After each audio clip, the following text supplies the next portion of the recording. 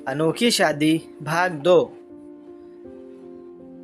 पिछली कहानी में आपने पढ़ा कि सौम्या नीलू की सौतेली माँ 5 लाख रुपयों की लालच में आकर नीलू का विवाह एक 70 साल के बूढ़े आदमी से तय कर देती है। अब आगे। माँ, मेरा विवाह उस व्यक्ति से मत करो, मैं उम्र में उसकी बेटी के बराबर हूँ। नीलू रोती हुई सौम्या के पैरों पर गिर गई। आप जो भी कहेंगी मैं वो सब करूँगी, पूरी उम्र आपकी सेवा करूँगी, पर मुझे उस बूढ़े आदमी के पल्ले ना बांधो। दूर हट मनहूस कहीं की, जन्मते ही अपनी माँ खा गई। तेरा मनहूस चेहरा देख देख कर तेरा बाप भी हार्ट अटैक से मर गया। मेरा सुहाग उजाड़ कर भी तुझको चैन नहीं आया। वो भला आदमी तुझसे विवाह करके तेरे जैसी मनहूस को अपने घर में जगह दे रहा है। सिर्फ तुझ पर ही नहीं, हम सब पर भी एहसान कर रहा है। उसके दिए 5 लाख रुपयों से तेरी छोटी बहन का धूमधाम से विवाह होगा और मेरी भी जिंदगी चैन से गुजरेगी। लेकिन तुझे विवाह नहीं करना।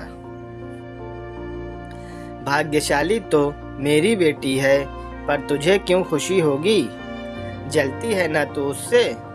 अपने पैरों पर सिर रख के रोती बिलखती नीलू को पैरों से ठोकर मारते हुए सौम्या का दिल जरा भी ना कांपा।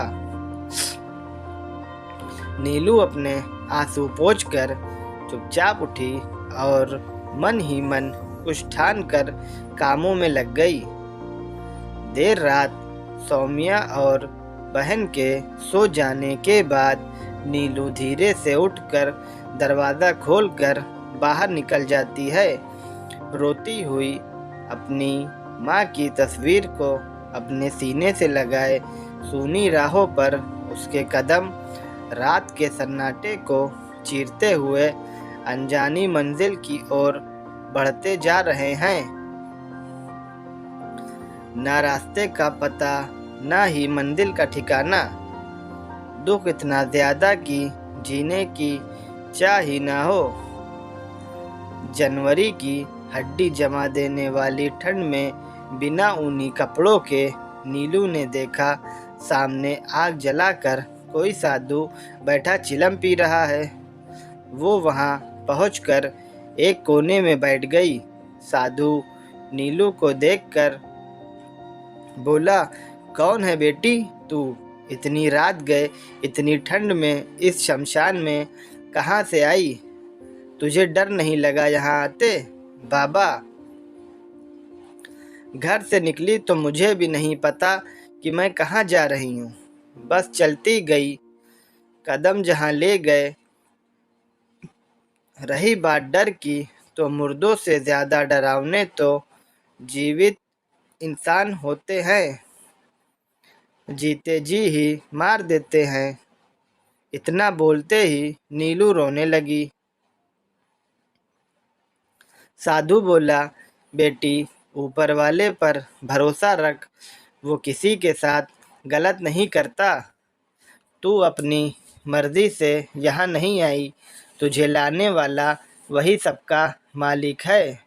मैं एक अवघड़ बाबा हूँ, मैं तेरा दुख दूर करूँगा। तू चिंता मत कर और उस आदमी से खुशी खुशी विवाह कर ले जिसे तेरी सौतेली माँ ने पसंद किया है। बाबा, उस बूढ़े आदमी से विवाह करने से अच्छा है मैं यहीं इसी शमशान में इन मृत आत्माओं के पास रह जाना पसंद करूँगी। नीलू बोली, तू चिंता कर तू चिंता क्यों करती है बेटी? ये जड़ी बूटी रख, विवाह के उपरांत तू अपने पति को खिला देना। ये बड़ी सिद्ध जड़ी बूटी है। इसको खाने के कुछ देर बाद ही इसके प्रभाव से तेरा बूढ़ा पति एक नौजवान युवक में बदल जाएगा और उसकी जवानी वापस आ जाएगी। किंतु बेटी, इस बात का ध्यान रखना कि अगर वो लोगों पर अत्याचार और गलत करेगा तो इसका असर जाता रहेगा, वो दोबारा बूढ़ा हो जाएगा। नीलू बोली, बाबा आप मेरे लिए माता पिता से भी बढ़कर हो। मुझे कुछ नहीं चाहिए, मैं यहीं आपके साथ रहूँगी और आपकी सेवा करूँगी। नीलू ने बाबा से जड़ी बूटी लेकर उनके चरण स्पर्श करते हुए कहा। बाबा बोले, नहीं बेटी, मैं ठहरा अवघड़ माया ममता से दूर परे, तुझे अभी जीवन जीना है। अब तू घर जा बेटी और खुश रह। अवगढ़ बाबा ने नीलू के सर पर आशीर्वाद का हाथ रखते हुए आँख बंद करके कुछ मंत्र पढ़े और पलक झपकते ही नीलू अपने घर के सामने खड़ी थी।